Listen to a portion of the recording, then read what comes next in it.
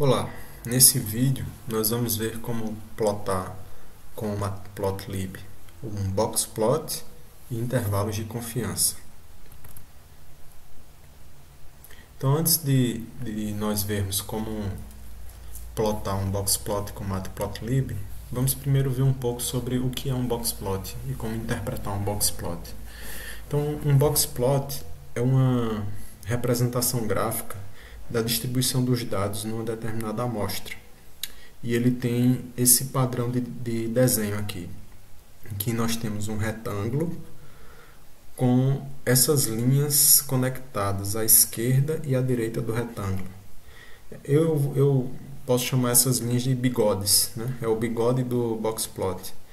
Essas linhas, elas representam o limite inferior e o limite superior do boxplot, ou seja, o valor máximo do box, quer dizer, o valor mínimo do boxplot, esse que está à esquerda, e o valor máximo, ou o limite superior, é o que está à direita.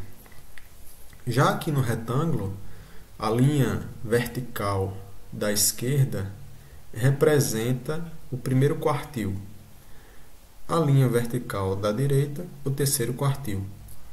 A linha que fica dentro do retângulo é a mediana dos dados. E observe que a mediana não necessariamente vai ficar no meio do retângulo. O meio do retângulo representa a média da amostra de dados. Um boxplot é muito útil para detectar valores discrepantes, ou valores que fogem da distribuição dos seus dados.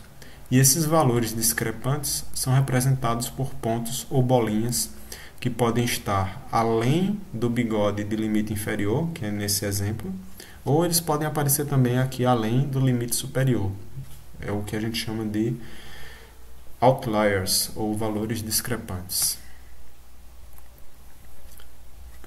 Existe uma relação entre um boxplot e a distribuição normal. Quando os seus dados são bem comportados, né, ou seja, se eles seguem uma distribuição normal, a linha central, quer dizer, a linha que representa a mediana, ela vai estar exatamente no centro do retângulo, porque ela vai coincidir, a mediana vai coincidir com a média. Nós temos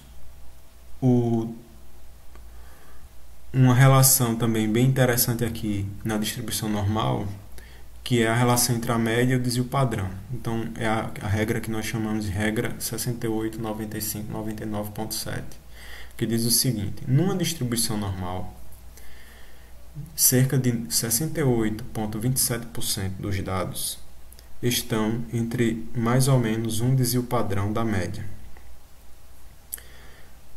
95,45% dos dados estão entre mais ou menos 2 desvios padrão da média.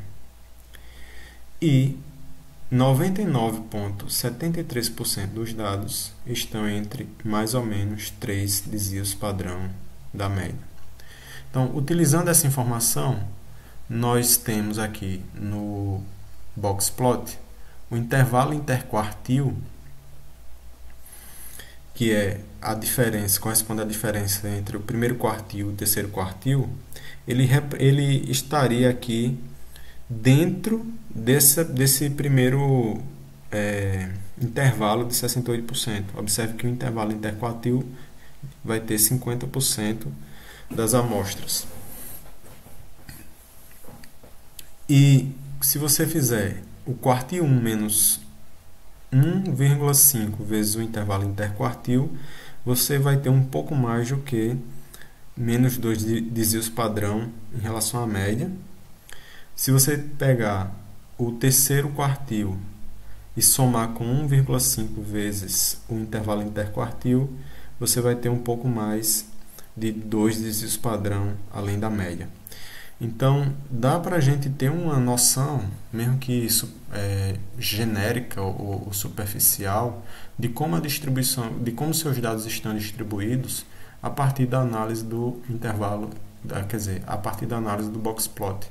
A gente pode saber, por exemplo, se tem um skew, ou seja, se a mediana coincide ou não com a média, se tem valores discrepantes, se o intervalo interquartil é muito grande ou muito pequeno, e isso pode ser muito útil para diversas análises em reconhecimento de padrões e processamento de dados, né?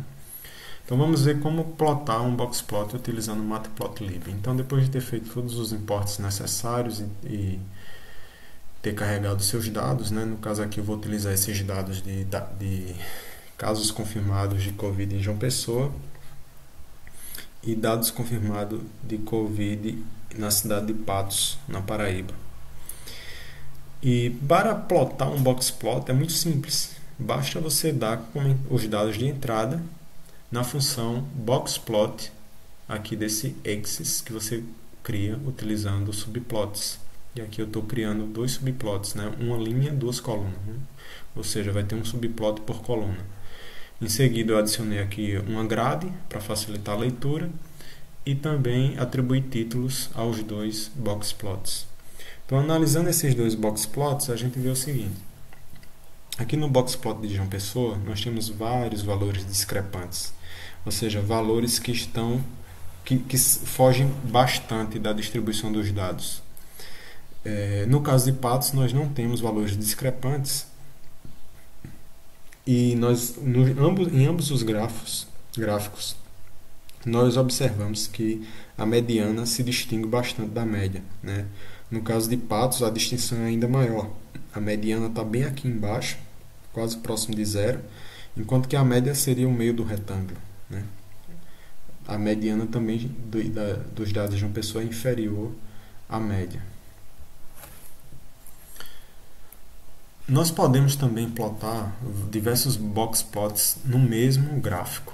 Observe a diferença. Aqui a gente tinha um gráfico para João Pessoa e aqui tem um gráfico para Patos. Aqui, nesta outra figura, eu plotei os dois boxplots no mesmo gráfico. Aí, como isso foi feito? Eu dei como entrada uma lista com os arrays de dados. Então, observe que aqui a função boxplot ela recebe os valores entre colchetes para representar que é uma lista de valores, né? Uma lista de arrays. E aproveitei para já passar aqui também uma lista com os rótulos dos gráficos, né? Então, JP corresponde ao primeiro array e PT ao segundo array. Ou seja, a ordem dos rótulos tem que ser a ordem que você passou os seus arrays de dados aqui para a função boxplot. Então, JP representa João Pessoa e PT representa Patos, né? Os gráficos aqui são os mesmos do anterior, só muda que aqueles estão representados na mesma figura. Vamos ver agora um pouco sobre intervalo de confiança. Então, o intervalo de confiança é muito utilizado para auxiliar testes de hipóteses, né? Quando você quer fazer perguntas do tipo se a média das distribuições ou a média dos acertos de um determinado classificador está dentro do intervalo ou não, ou para comparar resultados médios de classificadores. Então, aqui para criar o intervalo de confiança, eu estou utilizando aquela base de dados das carnes, né, que a gente tem as informações de calorias de carnes, e são três tipos de carne, né, que é beef, meat e poultry, ou bife, carne de vaca e frango. Observe que eu estou calculando a média, utilizando np.min e dando aqui os valores das calorias de bife. Eu já tinha separado anteriormente essas calorias de bife num variável. Calculando aqui o desvio padrão, utilizando np.std, também das calorias de bife. Estou usando apenas 1 grau de liberdade, esse DDOF é Degrees of Freedom. NB representa aqui eu estou pegando o número de amostras de bife. E para plotar o intervalo, eu utilizo aqui o stats que vem do SciPy, tá? Que é um módulo do SciPy. O intervalo de confiança que eu vou criar aqui é de 0,95%. A localização é a média, corresponde à média dos dados. E a escala, observe aqui uma coisa interessante, que a escala que eu vou utilizar corresponde ao desvio padrão dividido pela raiz quadrada da quantidade de amostras. Isso é muito importante você fazer essa escala dessa forma, né? Não utilizar simplesmente o desvio padrão quando você tem poucos dados. E aí eu repito esse mesmo procedimento para os outros tipos de carne, né? Para meat e para poultry.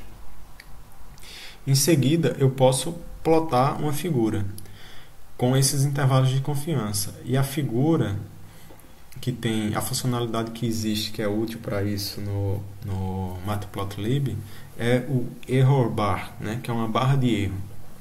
E aí, para criar essa barra de erro, a gente cria uma figura. Aqui eu utilizei um subplot 1, ou seja, vai ter apenas uma figura.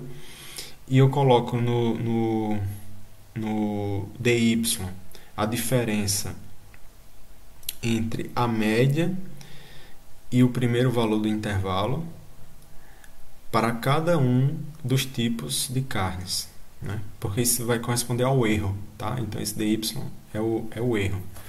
E observe que aqui no erro bar a gente dá as numerações 0, 1, 2, porque vão ser 3 gráficos, um para cada tipo de carne. O centro da barra, que corresponde às médias das calorias de cada um dos tipos de carne. E o erro, que é a média menos esse valor do intervalo de confiança, né? O menor valor do intervalo de confiança.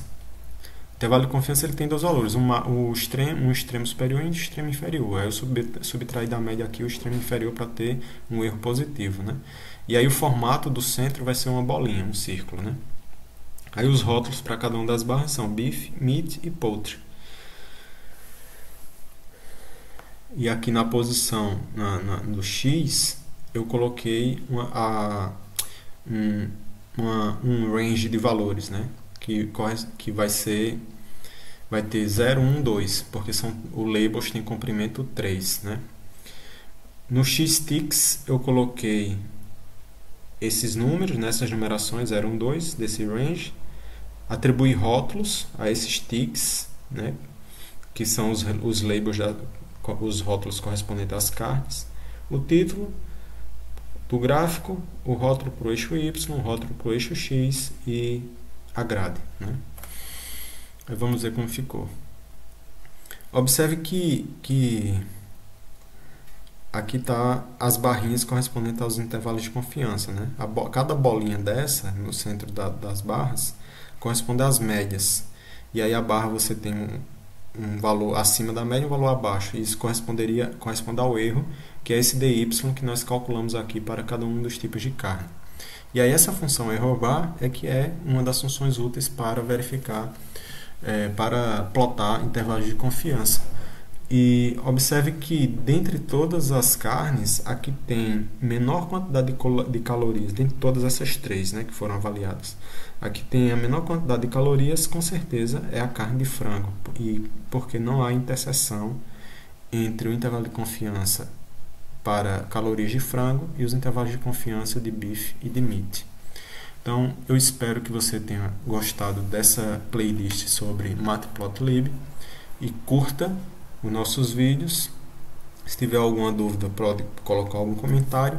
Inscreva-se no canal para ser notificado de novos vídeos como esses. Obrigado.